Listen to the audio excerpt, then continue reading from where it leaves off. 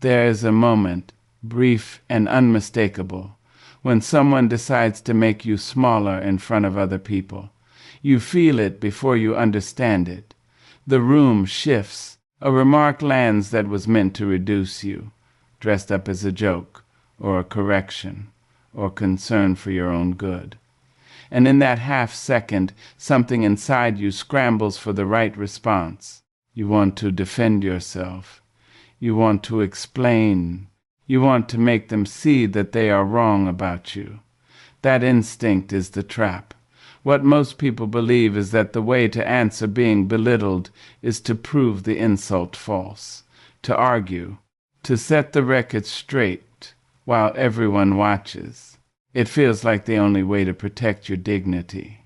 But the truth runs in the opposite direction, and almost no one is ever told this plainly. The moment you rush to defend yourself against someone who set out to shrink you, you have already agreed to be measured by their hand. You have handed them the ruler. You have said, without meaning to, that the question they raised was a fair one, and that you are willing to stand trial on it. Here is what actually protects you in that moment. Not the perfect comeback, not the argument that wins the room, something quieter and far stronger and available to you in the very second the insult lands. It is not clever. It is not fast. It does not depend on your wit or your vocabulary or your ability to think on your feet. It depends on one thing only, and that thing is your relationship with your own worth. There are three things that happen inside a moment of public belittlement. Three signals that tell you exactly what you are dealing with and exactly how to carry yourself through it. Learn to read them, and you will never again feel that helpless scramble. You will know what the moment is asking of you, and you will know that the answer was never to shout it down. The first is what the insult reveals about the person who threw it. The second is what your reaction teaches everyone watching, including the one who threw it. And the third is what silence does in that room that no argument on earth could ever accomplish. Stay with this, because by the time these three are laid out in front of you, the moment someone tries to make you small will stop feeling like an emergency and start feeling like information.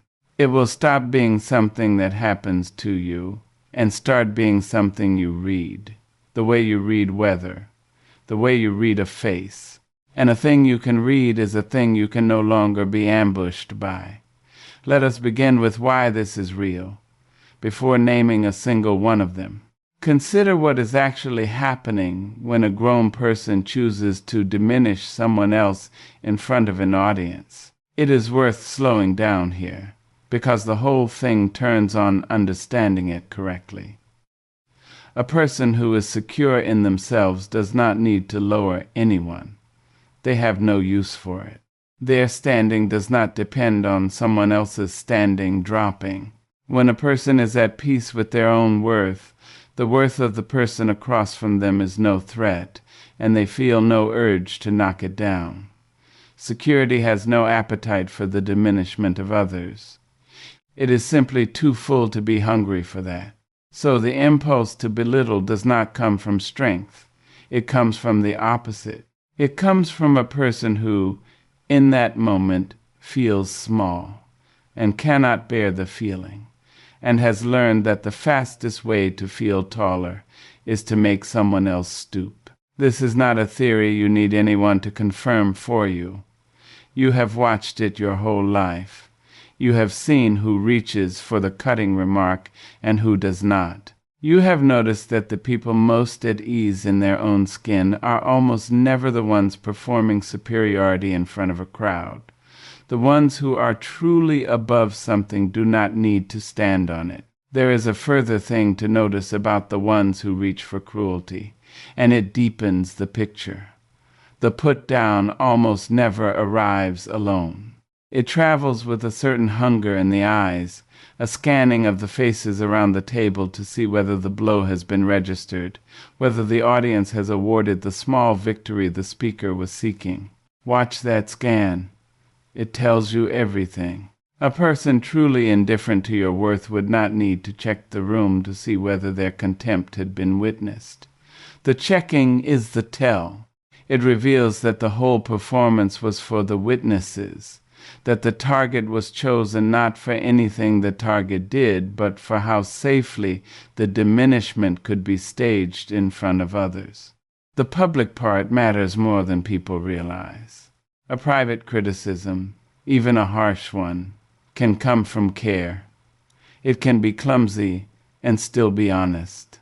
A person who takes you aside to tell you a hard thing, quietly, where no one can see, may be doing you a kindness in poor packaging.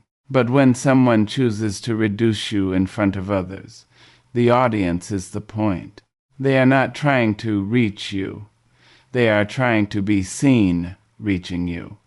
The insult is a performance, and you are only the prop it uses.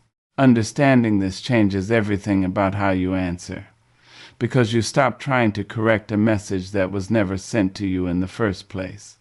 You were not the recipient. You were the stage. Watch for this, and you will notice it everywhere. The remark that could have been said privately, but was deliberately saved for the moment others were present. The criticism that arrives with a glance around the room to make sure it landed where witnesses could see. The correction offered not to help you, but to elevate the one offering it. The old story dragged into the light not to be resolved, but to be laughed at. The comparison drawn between you and someone else, always with you on the lesser side of it. These are not accidents of timing. The presence of an audience is not incidental to the cruelty. It is the entire mechanism of it. Now, here's the thing almost nobody sees. When you rush to defend yourself, you confirm the frame the other person built. You accept the premise that the accusation deserves a trial, that your worth is genuinely in question, that this is a fair contest between two equal claims. It is not. Your worth was never on trial. It was never theirs to question. But the instant you argue, you behave as though it were. And everyone watching absorbs that shift, even if they could not name it. They do not hear your argument. They see your posture change. They see the composure leave you, and they draw their own quiet conclusion. This is what makes public belittlement so effective and so cruel. It bets on your reflex.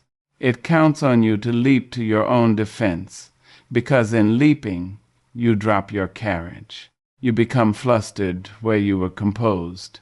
You raise your voice where you were steady. And the person who threw the remark now has exactly what they came for, which was the sight of you rattled. They did not need to win the argument. They only needed to start one. The victory was never in being right. It was in watching you scramble to prove you were. Self-respect does not argue its own case. This is the foundation of everything that follows, and it is worth repeating until it settles into your bones. Self-respect does not argue its own case. A person who knows their own value does not scramble to prove it to someone who has already decided to deny it. The proving is the crack in the armor. The composure is the armor itself. A thing that is genuinely certain of itself feels no pull to defend the certainty, because defending would introduce the very doubt it does not have. Think about the people you have known who commanded genuine respect, not the loud ones, not the ones who dominated a table, the ones whose presence changed a room simply by entering it. When they were slighted, what did they do? They did not flush and stammer. They did not launch a defense. Very often they did almost nothing at all, and that nothing carried more weight than any words could have. There was a stillness in them that told everyone watching that the insult had not reached anything real. It had bounced off something solid, and that solidity was not something they did. It was something they were. That solidity is not a performance. You cannot fake it under pressure. It comes from a settled relationship with your own worth, built over years, so that when the moment arrives, you are not deciding in real time whether you are worthy of respect. You already know, and because you already know, you have nothing to prove and nothing to defend, and the person trying to shrink you finds there is nothing there to grip. They reach for the handle they always reach for, and it is not there, and they do not know what to do with a door that has no handle. People calibrate their treatment of you to the self-regard they observe in you. Read that again slowly. They do not treat you according to your actual worth, which they cannot see. They treat you according to the worth you appear to hold yourself in. Someone who flinches at every slight teaches the world that slights land. Someone who meets a slight with composure teaches the world that they do not. The lesson is delivered not in words but in bearing, and it is delivered constantly, in every interaction, whether you intend it or not. You are always teaching. The only question is what? And here is a further layer, one that people rarely stop to consider. The self-regard you carry is not something you can hide, no matter how modest you try to appear. It shows in how you enter a room, how you take a seat, how you hold silence, how you receive a compliment, how long you hold a gaze. Long before anyone has thrown a single remark, they have already read your carriage and formed a quiet estimate of how you may be handled. This means the moment of belittlement does not begin when the insult is spoken. It begins much earlier, in every ordinary interaction where you either communicated that your worth is settled or communicated that it is anxious and seeking approval. The insult only tests what your bearing had already advertised. This is why the moment of belittlement is not really about the other person's opinion of you. It is about the opinion of yourself that your response reveals, and that is entirely, always, in your hands. No one can take your dignity. They can only invite you to set it down, and the invitation only works if you accept it. The whole of what follows is simply the practice of learning, over and over, to decline. The first thing to understand about the moment someone belittles you is what the insult tells you about them, not about you. An insult thrown in public is a confession. It is the person telling you, without meaning to, exactly where they hurt. People reach for the wound they fear most in themselves. The one obsessed with appearing intelligent mocks others for being slow. The one terrified of being ordinary sneers at anyone content. The one who feels invisible cannot stop pointing out how visible their targets have failed to be. The one who fears they have wasted their life reaches again and again for the mistakes of others, because to name another's failure is to feel, for a moment, less alone in their own. Listen closely to any cutting remark, and you will hear underneath it the shape of the thing the speaker cannot forgive in their own self. This is why the content of the insult so rarely matches you. It matches them. When someone belittles you in front of others, they are not conducting an honest assessment of your character. They are handing you a page from their own private ledger of fears and asking you to sign for it as though the debt were yours. It never was. The moment you understand this, the sting begins to fade, because you see that the words were addressed to you but were never actually about you. You were simply the surface they happened to be standing near when the pressure inside them found a crack. There is a test you can run, quietly, in the moment, that confirms this every time. Ask yourself whether the remark, if it were true, would actually be shameful. Often it would not. Often the thing they are mocking is a thing you would gladly own in a room of people who wished you well. The mockery does not come from the content being genuinely low. It comes from the speaker's need to frame something ordinary about you as a failing, so that in that framing they can stand above it. The distortion is theirs. The material they distort is often something perfectly good about your life that they have found a way to make sound small. When you notice this, you notice that the insult required a great deal of effort to construct. And effort spent making you small is only ever spent by someone who feels smaller than you. Why does it happen at all? Because contempt is cheaper than respect and faster than achievement. It takes years to build something worth admiring in yourself. It takes a second to point at someone else and imply they have less. For a person who has not done the slow work of becoming someone they respect, the public put down is a shortcut.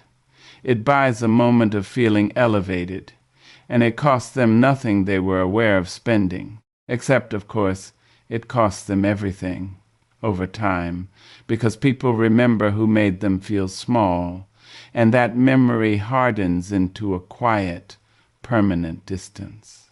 The one who belittles is always, without knowing it, teaching the room to withdraw from them.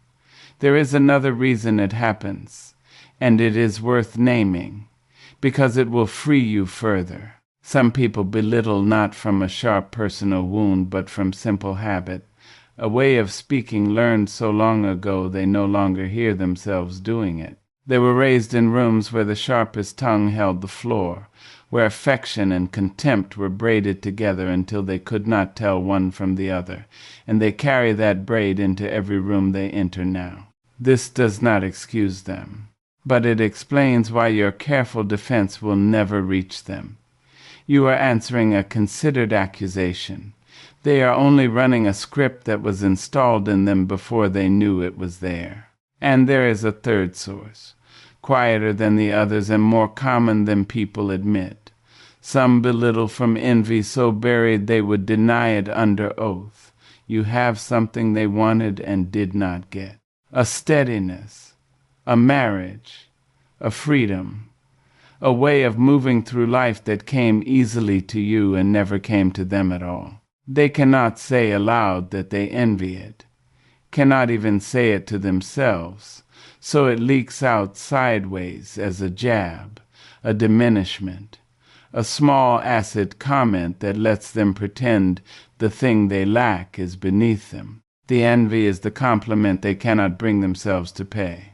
When you learn to hear it that way, the remark loses its bite entirely, because you understand you are being quietly told that something in your life was worth wanting. Picture a gathering where the conversation is warm and easy. Someone at the table, feeling perhaps overlooked, perhaps threatened by the ease everyone else is enjoying, turns to the quietest person present and says something meant to expose them. A remark about their clothes, their work, a mistake from years ago dragged into the light. The room goes still. Everyone feels the temperature drop. And in that moment, the whole table learns something, though not what the speaker intended. They learn who at this table reaches for cruelty when they feel small. That knowledge does not fade. It attaches to the speaker and follows them out the door, and it colors every warm thing they ever try to say afterward. Picture, too, a smaller version, the kind that happens more often and cuts just as deep for being so casual. Two people talking, and a third arrives, and the first turns to the newcomer and repeats, with a little laugh, some private thing the second person shared in trust, framed now as something faintly ridiculous. The betrayal is small enough to deny and large enough to wound. It says, "Your trust is a thing I will spend for a moment of amusement in front of someone else." Read that moment correctly and you learn a great deal about where your confidences are safe and where they are not. And picture the most ordinary version of all. So ordinary it barely registers as cruelty until you learn to see it. The interruption, the talking over. The way a certain person, whenever you begin to speak in a group, finds a reason to redirect, to finish your sentence wrongly, to turn to someone else mid-thought, as though what you were saying had already exhausted its interest. No single instance is worth objecting to. That is precisely its design. It reduces you not with a blow, but with a slow erosion, a repeated small message that your presence in the conversation is optional. Read that pattern for what it is, and you will stop wondering why a certain room always leaves you feeling smaller than you arrived. So what do you do with this understanding in the actual second the remark lands? You let it reframe what is happening. You stop hearing an accusation about your worth and start hearing a disclosure about their fear. This is not a mental trick to make yourself feel better. It is simply accurate, and accuracy is calming because it removes the panic that comes from believing a lie about yourself is being broadcast to the room. When you know the words are about the speaker, the words lose their power to define you, because the definition can only stick to the thing it is actually describing. You do not need to announce this understanding. You do not turn to the person and explain their own psychology to them, which would only be a cleverer form of the same scramble. You simply hold the knowledge quietly and let it change your face. The person watching your face for signs of injury finds instead a kind of calm curiosity, as though you had just observed something mildly interesting about the weather. That calm is not learned in the moment. It comes from having understood long before that an insult is a confession, and a confession asks nothing of you but to be witnessed. Discernment is the word for this. The ability to see, in the moment, what a thing actually is, rather than what it is dressed as. And discernment, once you have it, cannot be taken from you by anyone's remark. It is the quiet strength that lets you stand in a room where someone is working to reduce you and feel, underneath the discomfort, something almost like compassion, because you can see how much it must cost a person to need this. That compassion is not weakness. It is the surest sign that the insult has not landed on anything real. A person who genuinely believed the cruel thing was directed at their worth could not feel compassion for the one delivering it. Only a person who has seen through the whole mechanism can. Another thing happens in that moment, and it may be the most important of the three. Your reaction teaches everyone present, the aggressor included, how you are to be treated from this day forward. Every response you give is a lesson. This is true always, but it becomes vivid and permanent in a moment of public conflict, because everyone is watching and everyone remembers. When you meet a belittling remark with visible distress, you have taught the room that this method works on you. You have shown that the door is unlocked. And people, most people, when they learn a door is unlocked, will eventually try the handle again, especially the ones who enjoyed the first entry. When you meet the same remark with composure, you teach the opposite lesson. You show that the method fails, that the door is solid, that whatever satisfaction the aggressor hoped to extract from your rattling is simply not available here. And people do not keep reaching for a method that fails. Cruelty, like anything else, follows its rewards. Remove the reward, and the behavior loses its reason to return. This is the plainest law of it, and almost no one applies it, because in the heat of the moment the reward feels like the one thing they must give. This is where so many kind, decent people go wrong, and it is worth being gentle with them about it, because the mistake comes from a good place. They believe that if they just explain themselves clearly enough, the other person will understand and stop. So they explain, they clarify. They offer context and evidence and reasonable appeals to fairness, and they cannot understand why it never works, why the belittling not only continues, but sharpens. They mistake the encounter for a misunderstanding, when it was never a misunderstanding at all. It never works because the person committed to misreading you is not confused. They are not waiting for better information. The cost of explaining yourself to someone who has decided to misunderstand you is that you spend your energy, your dignity, and your composure on a transaction that was never going to complete. They wanted your reaction. And your long, earnest explanation is the richest reaction of all. You have not corrected them. You have fed them. And the more carefully you explain, the more you reveal how much their opinion moves you, which is precisely the currency they came to collect. There is a particular grief in this for the people who explain, because they are usually the good ones, the honest ones, the ones who assume that others operate in good faith because they themselves do. They cannot imagine wanting to hurt someone for sport, so they cannot imagine that anyone else does either, and so they keep reaching for reason as though reason were the missing ingredient. It is not missing. It was never wanted. The kindest thing you can do for yourself is to accept, without bitterness, that some people are not in the conversation to arrive anywhere. They are in it to watch you work. And once you accept that, you can stop offering the labor. Consider a workplace, since so many of these moments happen where people gather to earn their living. Someone senior or someone who wishes they were makes a habit of small public corrections aimed at one particular colleague, little digs, raised eyebrows, comments that land just short of something you could formally object to. The colleague, being reasonable, responds reasonably every time. They explain their choices. They justify their decisions. They stay late reworking things to prove the criticism unfounded.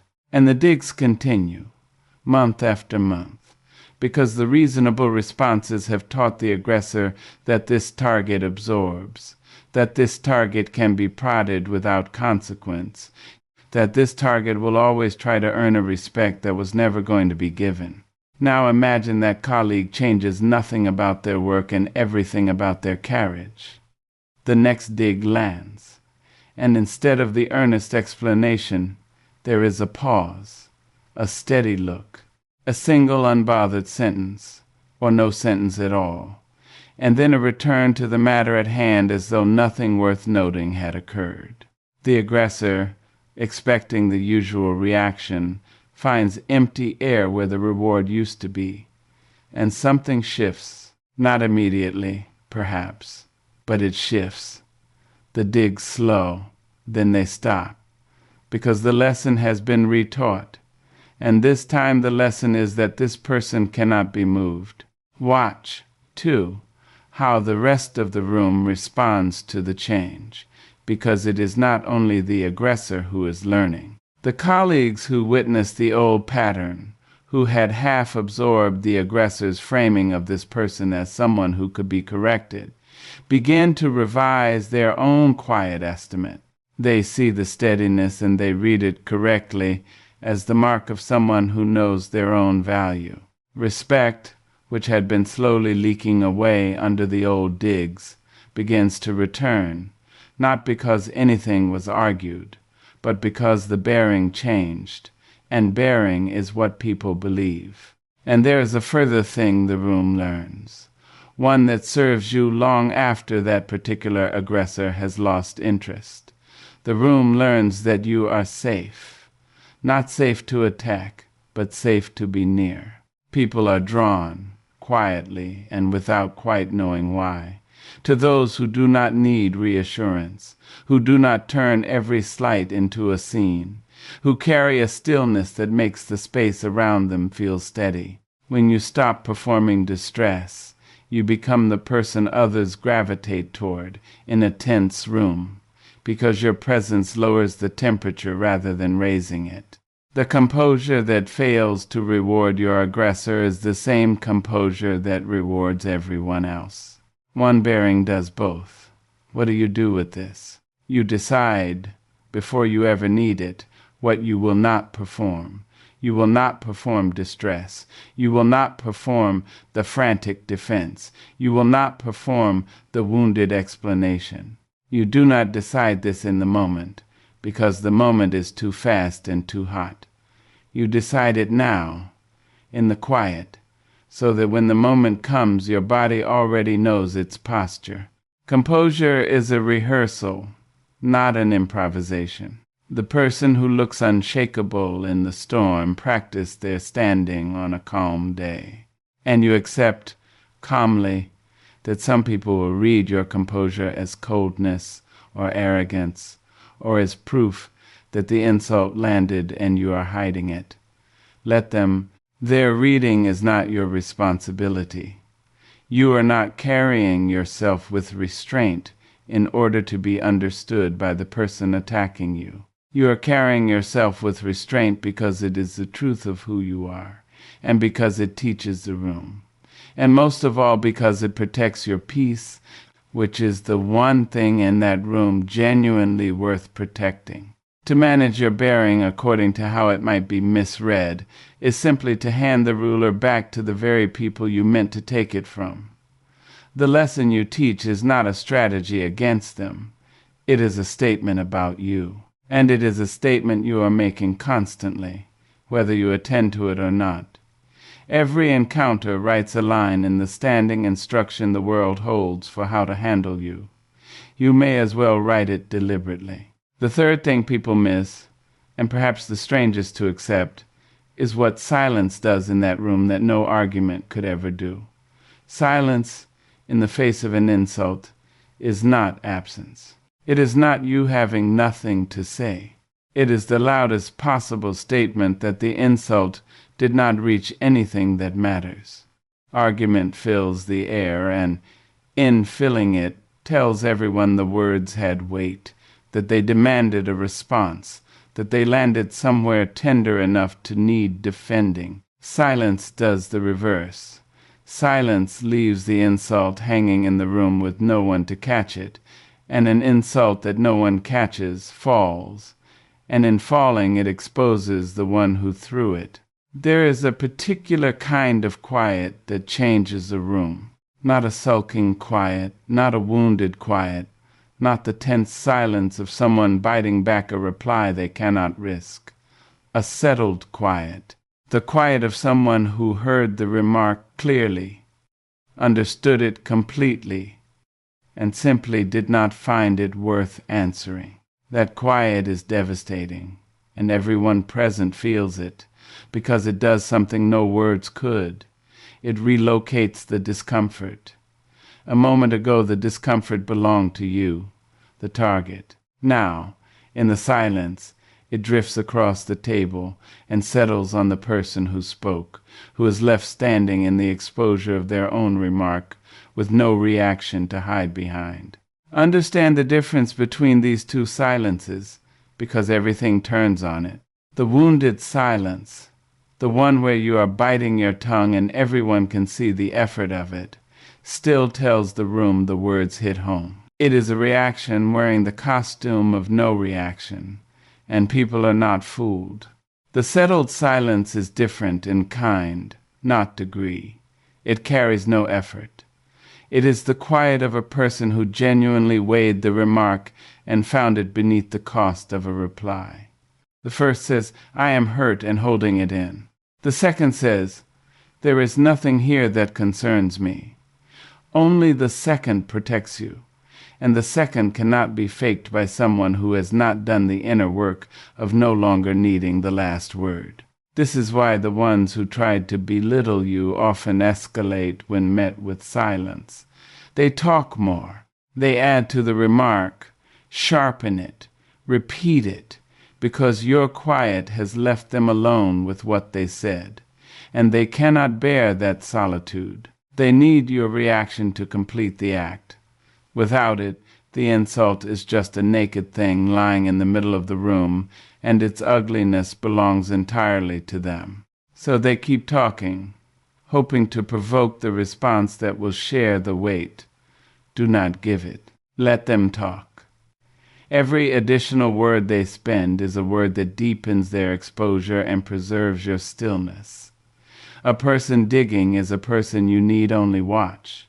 There is a discipline to this that must be named, because it is the hardest part. When they escalate, the pressure to respond becomes almost unbearable, precisely because the silence is working.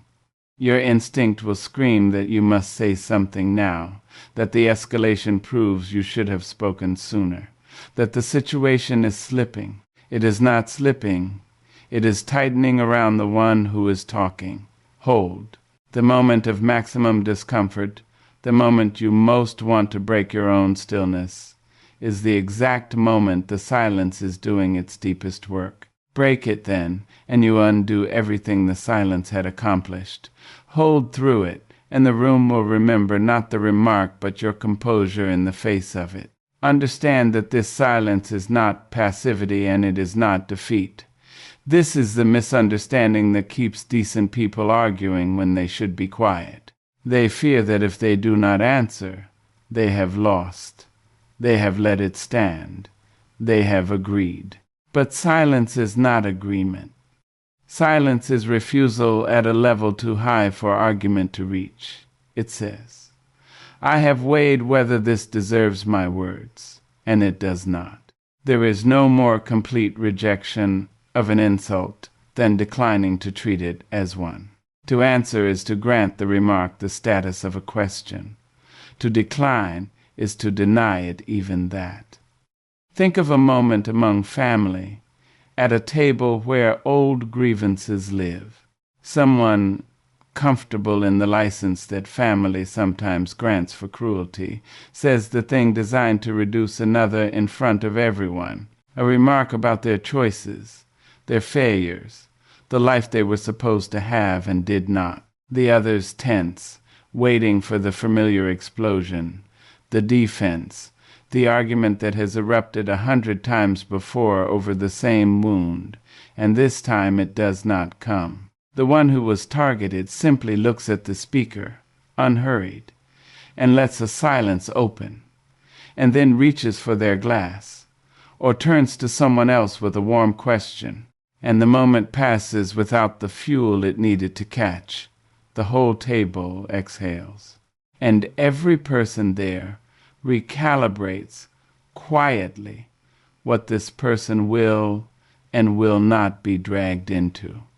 There is a particular grace in that, turning to someone else, and it is worth learning on its own. When you meet the insult with silence and then warmth, directed elsewhere, you accomplish two things at once. You deny the aggressor the reaction, and you demonstrate in the same motion that your capacity for warmth is entirely intact, that it was simply withheld from the one place it had not been earned. This is far more powerful than coldness, because coldness can look like injury nursed in private, while warmth turned elsewhere looks like exactly what it is, a person choosing where their presence goes. That is the power of it, not the drama of a perfect retort that people quote for years. Something better and quieter. The steady, unrewarding stillness that starves the behavior of its oxygen, and over time teaches everyone that this ground cannot be taken. So what do you actually do? You practice the pause. You learn to let one full breath pass between the insult and any response, and in that breath you decide whether a response is even warranted. Most of the time you will find it is not. You learn that silence needs a steady face to complete it, an unbothered face, not a stony one, because a stony face still says the words hurt, and you learn to move the moment forward on your own terms, to change the subject, to address someone else, to return to the matter that was underway, so that your silence is not a frozen hole in the conversation, but a smooth passing over, as though a small, unpleasant noise had occurred and been let go. Silence protects your peace, teaches the room, and exposes the aggressor, all at once, and it costs you nothing but the discipline to withhold the reaction they came for. There is no more efficient instrument available to you in that moment. And it is always available because it lives inside you and requires nothing from anyone else. No one can prevent you from being still. That is the one power in the room that cannot be seized from you, only surrendered. Now, knowing these three things is one matter. Carrying them into a real moment, when your face is hot and the room is watching, is another. So here is what to do, concretely, arranged, so you can actually use it when it counts. Begin with what you do inside your own body, because that is where the moment is won or lost. When the remark lands, the first thing that happens is physical. Your chest tightens, your breath goes shallow, heat rises in your face. This is the body preparing to fight or flee, and it is faster than thought. If you let it run, it will hand you a reaction before your judgment has arrived. So the first practical act is to breathe, once, slowly, all the way down. That single breath does two things. It interrupts the reflex, buying you the half-second you need to choose, and it signals to your own nervous system that there is no emergency here, which begins to steady the very heat that would otherwise show on your face.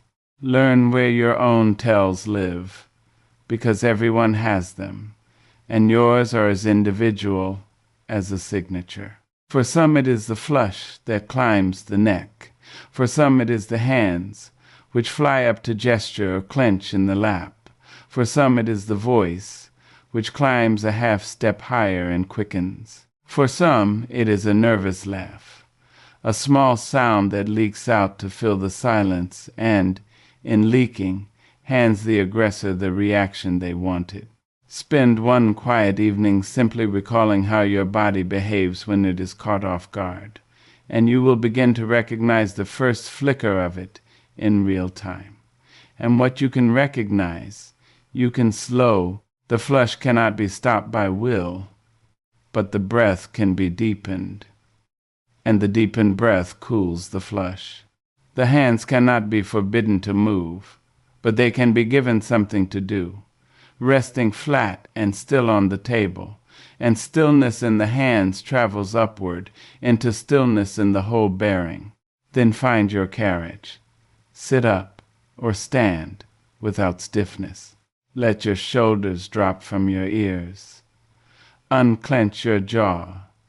The body leads the mind more than we admit, and a body arranged in composure begins to produce the feeling of composure. You are not pretending. You are choosing the posture of the person you already are underneath the reflex, and letting that posture bring the rest of you along. Slow your blink. Slow any movement you make. Speed is the language of panic, and everyone reads it. Slowness is the language of someone who is in no danger, and everyone reads that too. There is a small physical anchor worth keeping, because it gives your attention somewhere to rest that is not the heat in your face. Feel your feet on the floor. Feel the weight of your own body in the chair, or the ground beneath your stance. This sounds too simple to matter, and it is the opposite of simple in its effect. Attention that is gathered in the body cannot also be scattered by the remark. The panic wants your awareness up in your head, racing for a response. Bring it down into the contact between you and the floor, and you will find the racing slows on its own, because you have given it nowhere left to run. Meet their eyes, without hardness, not a glare, which is still a reaction, still evidence the words found their mark. A level, unhurried look, the kind you might give someone who has just said something mildly puzzling. This look, more than any words, communicates that you are unmoved, and that you are choosing whether to respond rather than being compelled to. Hold it a beat longer than feels comfortable. That extra beat is where your composure does its work, because it is the moment the room realizes you are not going to flinch. And notice, in that beat, what your own eyes are doing, because eyes that dart away hand over the ground you were holding, while eyes that rest calmly on the speaker keep it. Now the words, or the absence of them. The second category of action is what you say. And the first rule is that less is always stronger. Never explain, never justify, never defend the thing they attacked. The instant you defend, you have accepted the trial. If you choose to speak at all, speak briefly and speak level. A simple observation, delivered without heat, that declines the frame entirely, something that neither accepts the insult nor argues against it, but steps outside it. You might acknowledge that they have said their piece and let it sit. You might name plainly and without cruelty that the remark was unkind, and then move on without waiting for a defense. You might ask evenly what they meant, and let them either retreat or expose themselves further in the answer, either of which serves you. That last one deserves its own attention, because it is a quiet instrument of great precision. When you ask, calmly and without edge, what someone meant by a cutting remark, you place the whole weight of the moment back onto them. A remark thrown in passing relies on not being examined. It works precisely because it slides by. Ask the speaker to say it again, plainly, to make explicit what they only implied, and one of two things happens. Either they soften it, retreat, claim they meant nothing, and the room sees the retreat, or they double down and say the ugly thing out loud, stripped of its deniable packaging, and the room sees that too. Either way, you have made them carry their own words in the light, and you have done it without raising your voice or defending a single thing. There is a companion to that question, gentler still and just as effective, and it is simply to repeat their remark back to them, plainly, without comment. You take the thing they said, and you say it again, evenly, as though holding it up to the light for everyone to examine. Stripped of the tone and the timing and the little laugh that carried it, the remark stands naked in the air, and its cruelty, which relied on being said quickly and moved past, now has nowhere to hide. The speaker hears their own words in your steady voice, and very often wishes they had not said them. You have added nothing. You have accused them of nothing.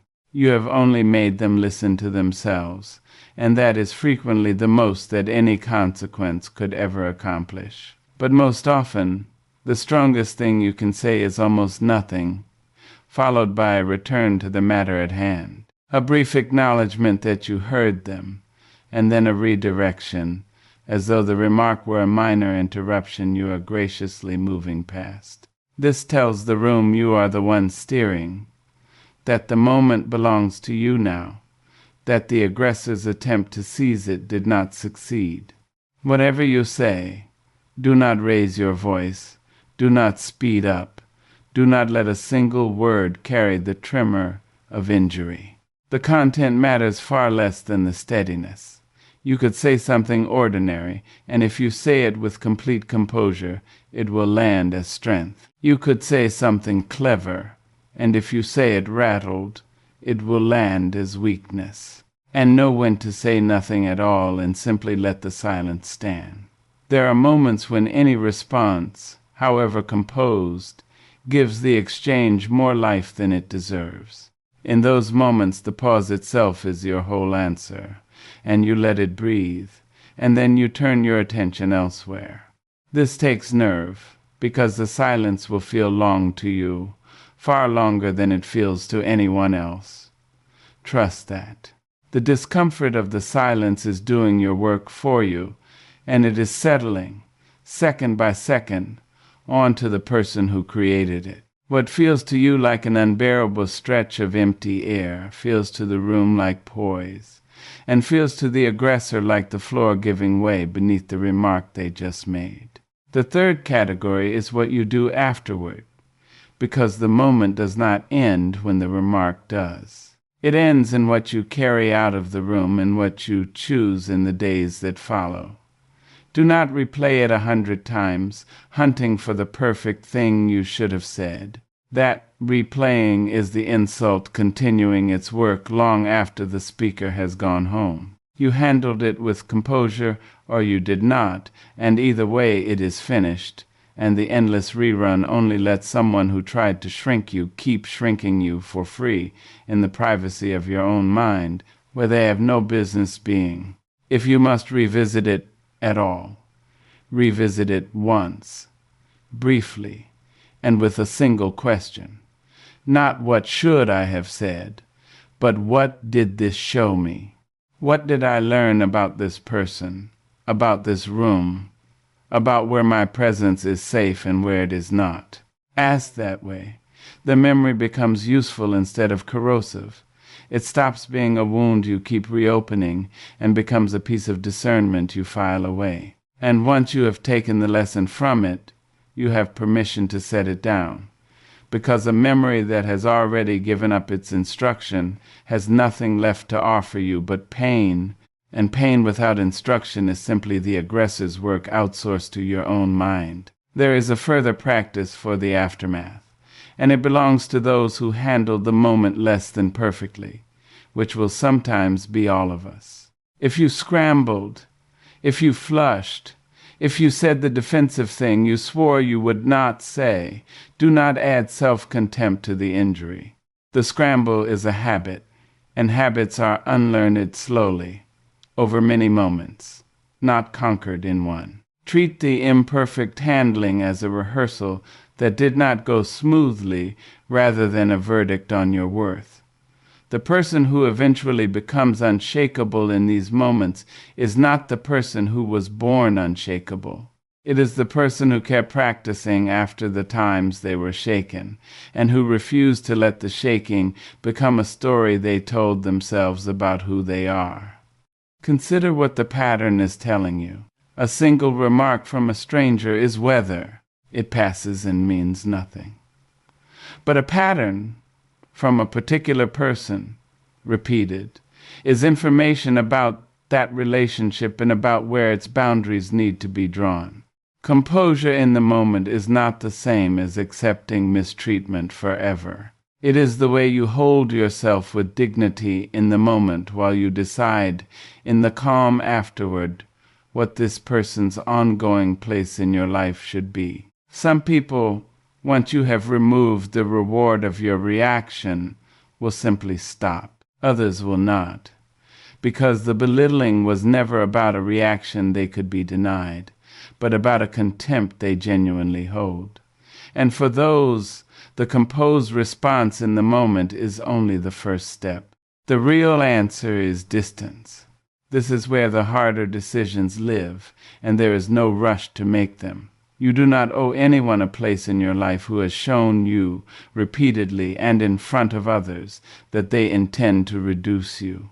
Detachment is not cruelty. It is the natural withdrawal of your presence from someone who has demonstrated they cannot be trusted with it. You can be perfectly polite and perfectly composed and still, quietly, over time, give a person less and less access to you until the relationship settles at whatever distance keeps your peace intact. This requires no announcement, no confrontation, no dramatic severing. It requires only that you stop offering yourself to be diminished, and that you spend your presence where it is valued rather than where it is attacked. Understand how detachment actually works, because people imagine it as a door slammed, and it is almost never that. It is 100 small choices, each one quiet, the invitation you decline without a grand reason, the conversation you keep to the surface rather than the depths, the confidence you no longer share because you have learned where confidences go, the gathering you leave a little earlier None of these is dramatic. None requires a scene. Together, over months, they lower the temperature of a relationship to exactly the level where it can no longer reach you. This is boundaries not as a wall announced, but as a climate quietly changed. The other person may never know precisely when it happened. You will know, and your peace will know. There is a fear that stops many people from this quiet withdrawal, and it deserves to be met honestly. They fear the emptiness that distance will leave. They have organized so much of their life around certain people that removing their access feels like removing furniture from a room they still have to live in. And it is true that the room will feel bare for a while. But a bare room that is peaceful is a place you can finally rest in, while a full room that keeps wounding you is a place you only ever brace yourself inside. The emptiness that follows a wise withdrawal is not loss. It is space, waiting to be filled by people and things that will not require you to defend your worth to occupy it. Learn the difference between being liked and being valued, because it governs all of this. A great deal of the fear that makes people scramble to defend themselves comes from a hunger to be liked, even by the ones treating them badly. But being liked by someone who belittles you is worth nothing. It is the affection a person feels for a target that behaves conveniently.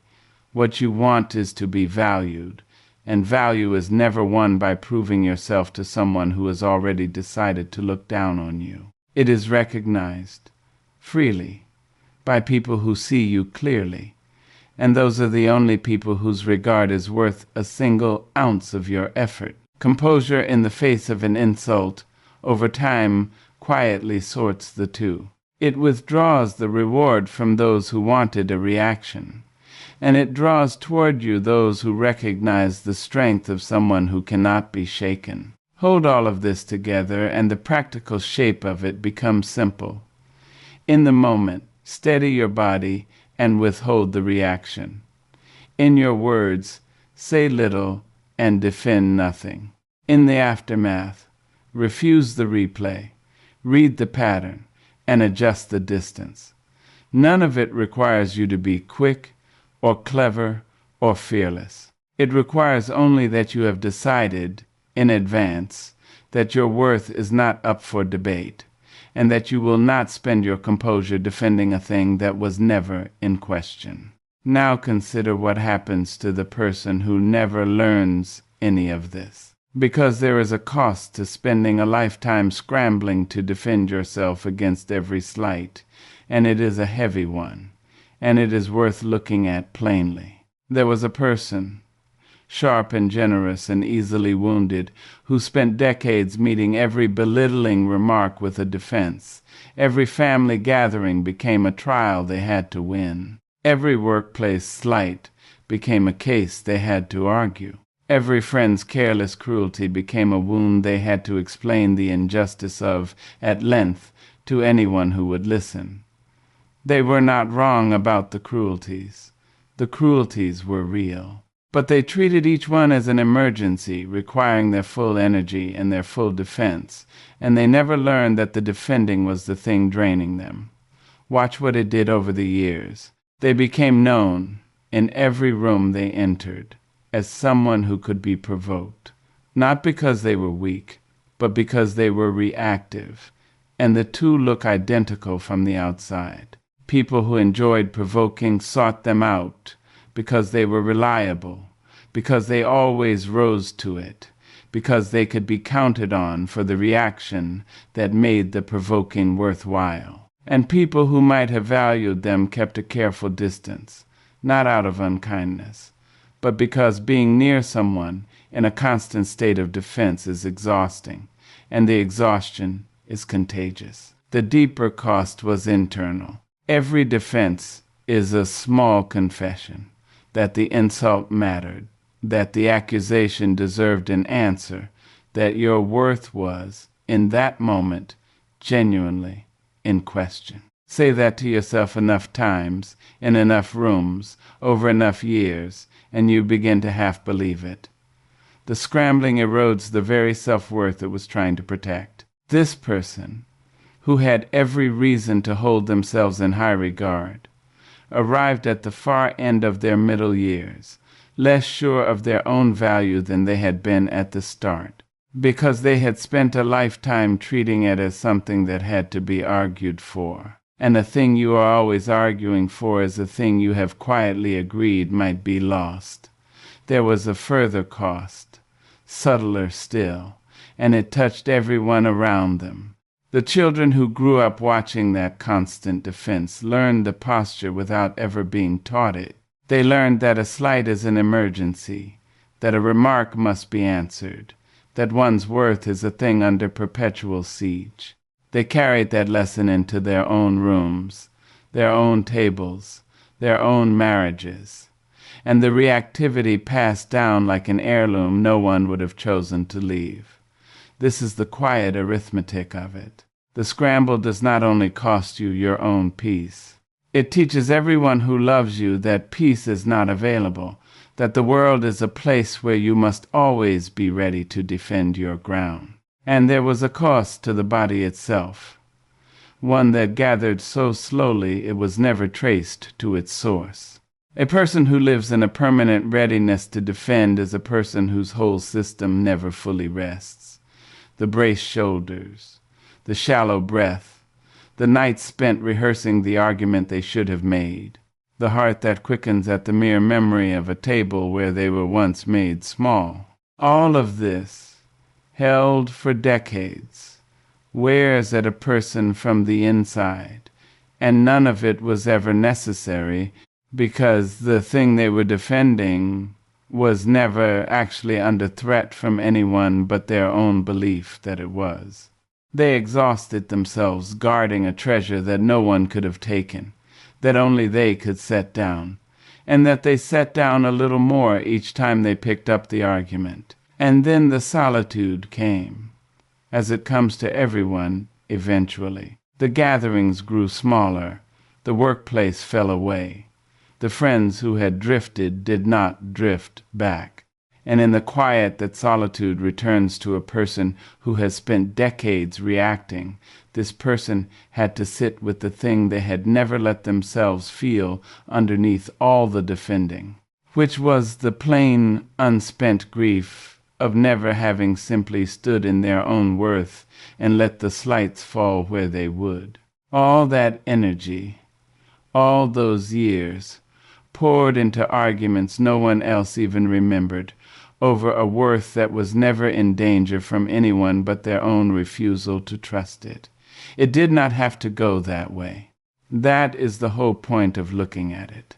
The same person, meeting the same cruelties with composure instead of defense, would have arrived somewhere entirely different. They would have been known in every room as someone who could not be provoked, and the provokers would have lost interest, and the ones who value steadiness would have drawn near. Their self-worth, never once submitted to trial, would have deepened rather than eroded.